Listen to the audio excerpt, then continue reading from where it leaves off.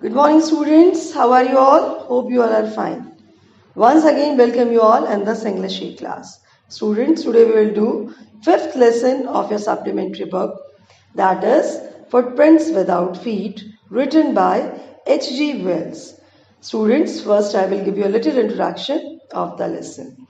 The story is about a scientist named Griffin. He discovers the rare chemicals which can make a man visible, but at the same time, the man can be touched and felt physically. Let's read and find out how he uses or misuses his powers for his own. Now, students, I am going to start with the short explanation of the lesson. Two boys suddenly noticed a few muddy imprints of bare feet. They started wondering that what was a barefoot man doing on the steps of a house in the middle of London. They also started thinking that where was the man as he was nowhere to be seen. They suddenly saw another footmark. The man was still not visible. They started following the footprints. They followed them until the footprints became invisible. They had been following a scientist who had discovered how to make the human body transparent or invisible. It was Griffin, the scientist who had been working for a long time to see how to make the human body invisible. Suddenly, one day, he consumed certain drugs which made his body invisible. Though it could be felt, Griffin was a lawless person, as he had once burned down the house of his landlord, who was trying to throw him out of the house, and then he wanted to be invisible. He had to remove his clothes and then roam around without clothes and without money. His presence was felt after he stepped in some mud, or his footprints could be seen as he walked.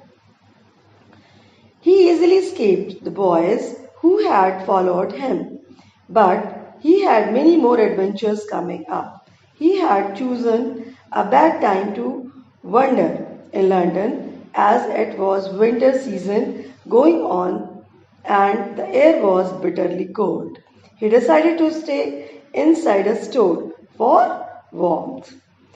As he went inside the store and closing time arrived, the doors of the store were shut and nobody was there inside. He got food to eat and wore new clothes without paying for. He became visible again as he wore shoes, overcoat, and a hat. He then found cold meat and coffee in the kitchen and ate them. After that, he also had sweets and wine from the grocery store.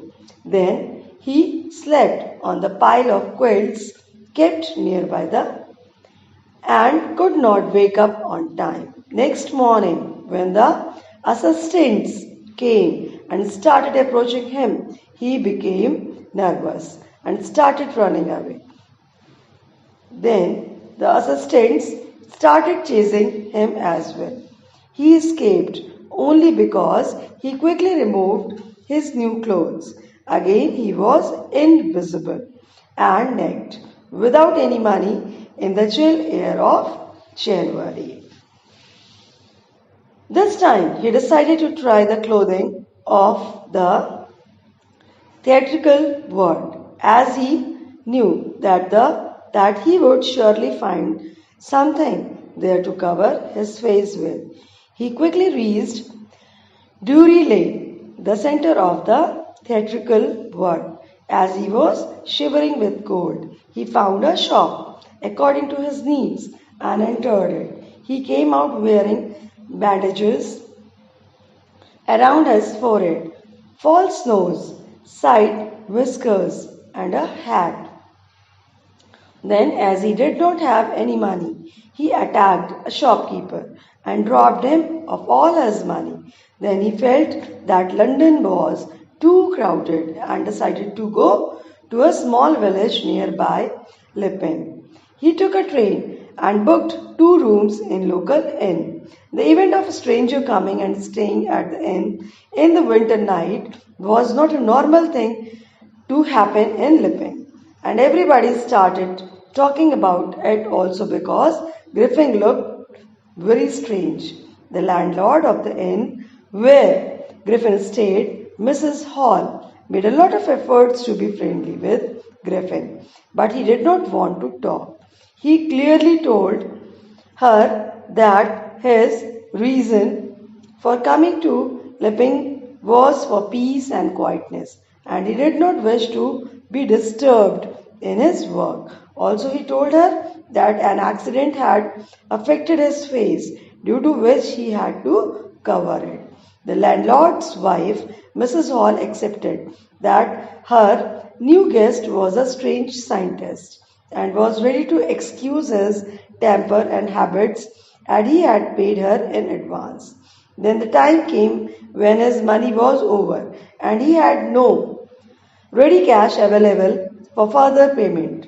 At the end, he had to pretend that he was waiting for a check which could arrive at any moment.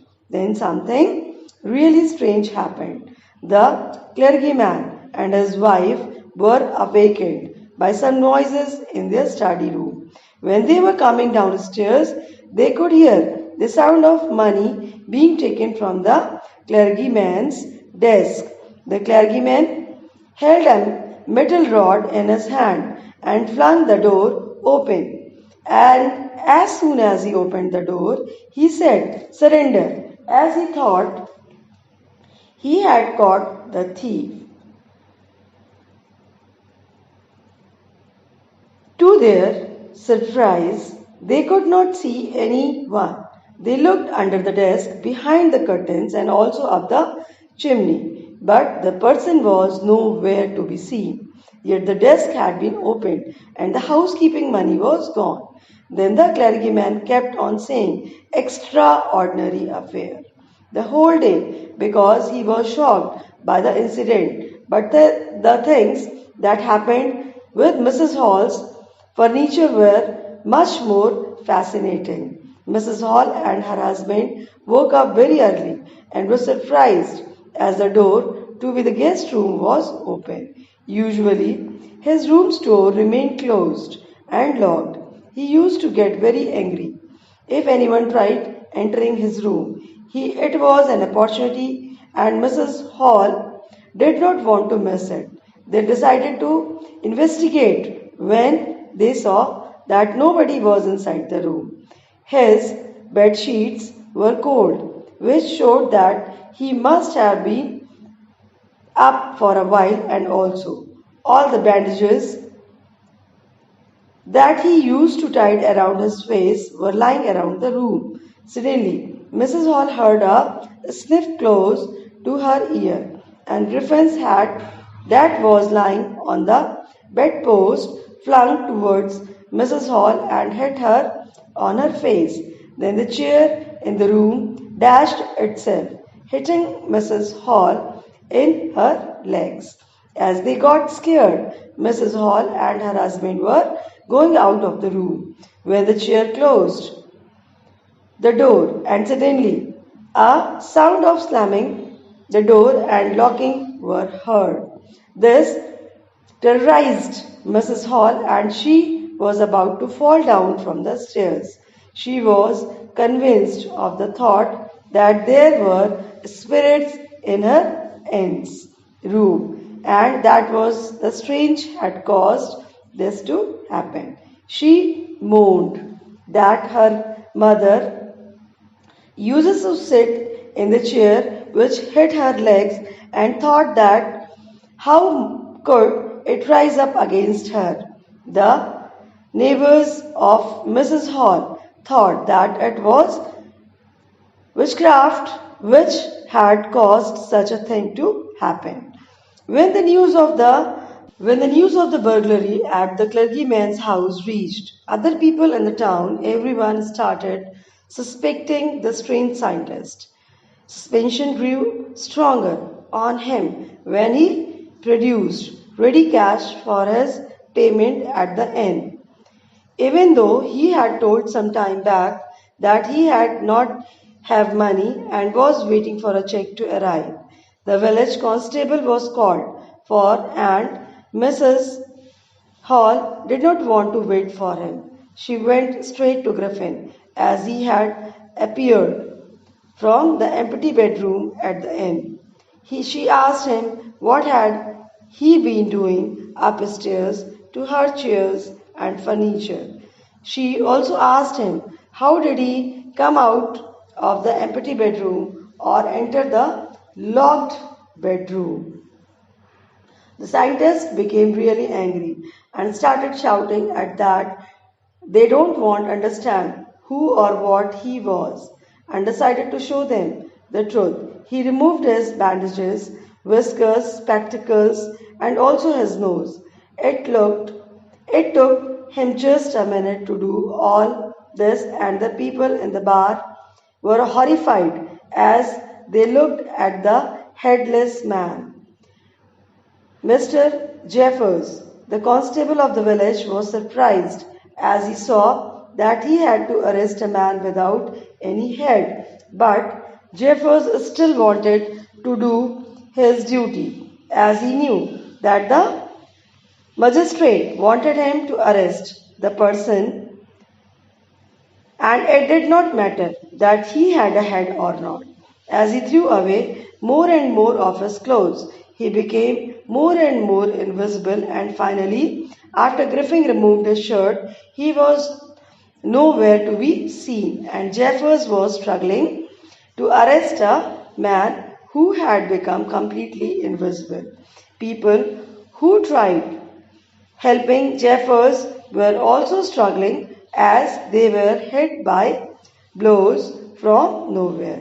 As Jeffers made his last attempt to catch hold of the invisible man, he was knocked unconscious by the invisible man. Everybody was shouting, "Hold him!" repeatedly, but Griffin had set himself free from them and nobody could understand how to catch him. So students, we have completed this lesson. Now very soon we will meet in the live classes. Then again I will do the explanation of this lesson. Before that, listen it carefully. If you have the queries, write that, and very soon we will meet there and do the assignment which I am sending you. God bless you. Thank you.